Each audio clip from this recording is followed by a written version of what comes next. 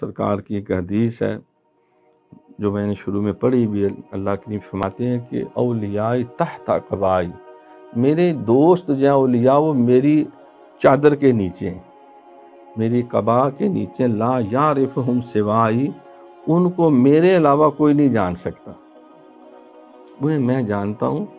اگر وہ کسی کے دروازے پہ چلے جائیں تو لوگ بیکاری سمجھ کے ان کو دروازوں سے دھتکار دیں، چل چل بابا پرے ہو، نکل جا، پرے ہو جا ادھر ادھر۔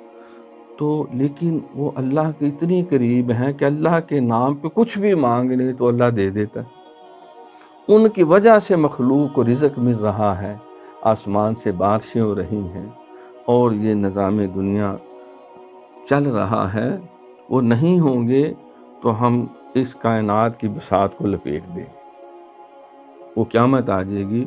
یہ وہ ہیں جن کے لیے آسمان کے پرندے دعائیں کرتے ہیں، سمندر کی مچھلیاں دعائیں کرتی ہیں۔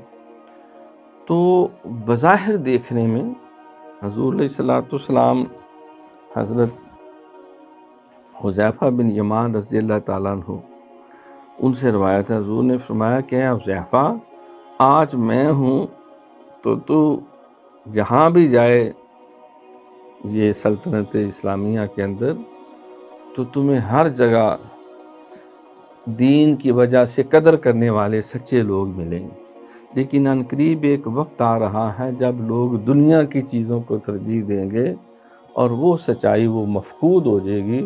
تمہیں چراغ لے کے ڈھونڈنا پڑے گا، کوئی کھرا بندہ ڈھونڈوں میں اس کے ساتھ اپنا کاروبار کروں یا معاملہ کروں۔